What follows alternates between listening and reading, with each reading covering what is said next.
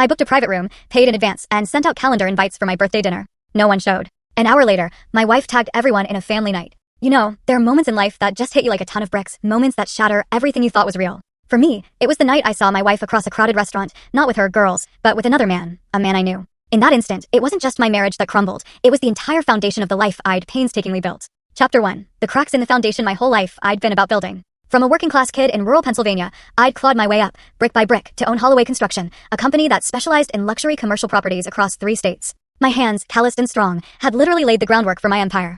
Even as CEO, I was still out on sites, talking to my crews, sometimes even picking up a tool. It was just who I was. My marriage to Melanie, that was another foundation. 23 years. We met in college. She was studying interior design. I was working construction to pay for my business degree. We were broke back then, but we were happy. Then came Amber, now 22, in her final year of an expensive private university I paid for completely. And Noah, 19, just starting his sophomore year at another prestigious college. We lived in this sprawling home I designed and partly built myself, in the fanciest neighborhood in Lancaster.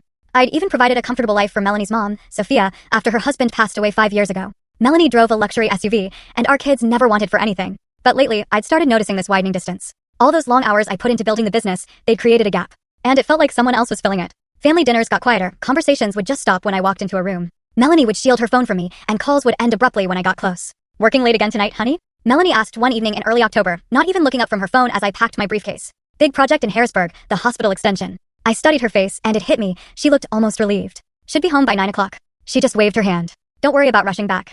I'm meeting the girls for dinner anyway. I nodded, kissed her cheek. It felt like a practiced politeness now, and headed out. What she didn't know was that I'd already rescheduled my meeting. I wanted to surprise her with a spontaneous dinner date. That night, driving past La Bella Vita, Melanie's favorite Italian restaurant, I saw her through the window. She wasn't with the girls. She was with Damon Walsh, a financial advisor who'd recently moved to Lancaster and joined our country club. His hand was resting on hers, their faces close, deep in intimate conversation. I just drove past, a cold, heavy weight settling in my chest. I didn't confront her that night. Instead, I started observing, collecting, noting the patterns that had been invisible to me before. I built my business by being methodical, by understanding the terrain before breaking ground. This situation? It would be no different. Mr. Holloway, my assistant Nora said the next morning, your wife called about the donation to Amber's sorority fundraiser. It's $10,000 this year. I just nodded, authorizing the transfer. Another check written, another expense paid, another withdrawal from an emotional account that was already overdrawn. That evening, looking through old family photos in my home office, studying the gradual changes in their expressions over the years, I made a silent promise full story on the channel. Link below. Click now and watch what happened next.